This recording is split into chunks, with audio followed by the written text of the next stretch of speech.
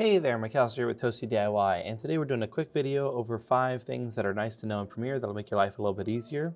So let's just get into it. So the first thing we'll be talking about is clap syncing. This is really easy. This is just the act of clapping in front of the camera in view of both cameras if you're using multiple recordings.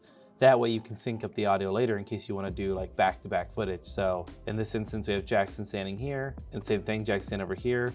And we're gonna look for 2 very obvious waveforms. They're right there, clap, and there's a clap right there. And we'll drag that back over here, and we should have 2 very obvious claps right there that we can sync with. So we drag this back, and once these 2 lined up, we can zoom in as far as we need to get it as perfect as we want. That should be good. I'd now be able to just go ahead and cut off the front end, and this should all be synced up for me to go back and forth between the 2 cameras now. And that's just really easy. So that's clap syncing. So let's say you've come to a point in your edit where you're pretty far in, but you've accidentally deleted a bit of audio. So instead of going back and re-dragging in and finding that exact clip, there's a way easier way to bring your audio back, which is to click on the clip that you want to find the audio for, go up to the top and go to sequence and match frame. Then what you're gonna get is the selected clip right here with the cuts already made with in and out markers. And from here you can see drag audio only, right back down, and now you'd have back that exact spot. So if you ever lose your audio, really easy way to do it without Control-Zing everything.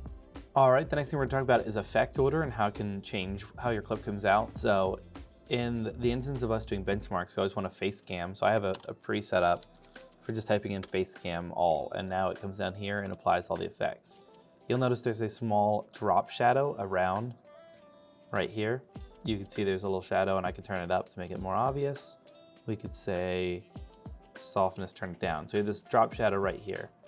But notice if we were to take drop shadow and apply it before the crop, we lose the drop shadow. So if you're ever having an issue with an effect not applying, you might mess with the order it appears within the effects controls, and that might save your issue because it kind of is like a load order. It needs to go in a certain order or it won't work. The next thing we'll talk about is adjustment layers, nesting, or transform effects. Sometimes you'll run into issues where you're struggling to get something to work. If you run into an issue where you want to show motion in a frame, but Premiere's being weird, not letting you do it, there's multiple ways to move the same thing. So if you have a bunch of layered objects and you want to make sure they all move at the same time, you could nest them, which may make your Premiere, at least in my end, run a little slow and get a little confused the more I nest.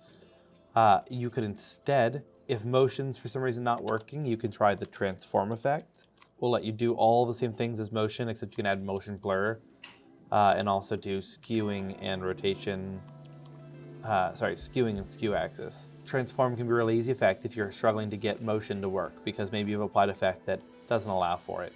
If that doesn't work, you might try nesting it, which will essentially turn the entire sequence. It'll take all the effects and put them inside of it so you can just control the master sequence, the master nested thing. So then you maybe try motion again and see if it works. If that doesn't work, your last way to move something that's just being difficult is using an adjustment layer. So in the bottom right of your project file, you'll see this adjustment or new item button, adjustment layer, and just create one to the sequence size you need.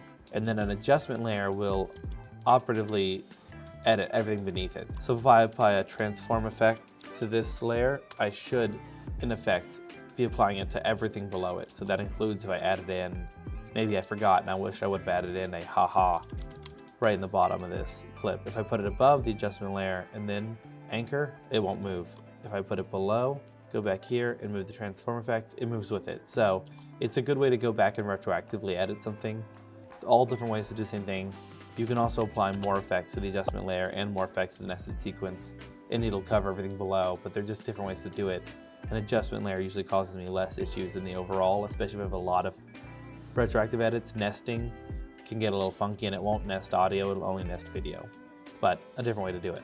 And the last thing I'm gonna show you is just something that's pretty important for us since we do benchmarking videos. We want people to be able to see the accurate representation of what we're talking about. So if we film it at 120 or it gets, 1000 FPS, we want you able to see the difference. So in the top under sequence, you can go to sequence settings and you can change it from 24 to 23 to 60 frames per second. We render all of our videos out at 60, but our camera doesn't record at that. So when we initially put everything in the timeline, it won't pick 60 automatically. So make sure you're checking your sequence settings if you're trying to show something in a certain speed. You want to make sure that that is shown in the video. So other than that, that's just 5 quick tips for Adobe Premiere. Hope Hope you all enjoyed. If you have any questions for other tips, leave them in the comments below and I'll try to answer them. Otherwise, thank you all for watching. Peace.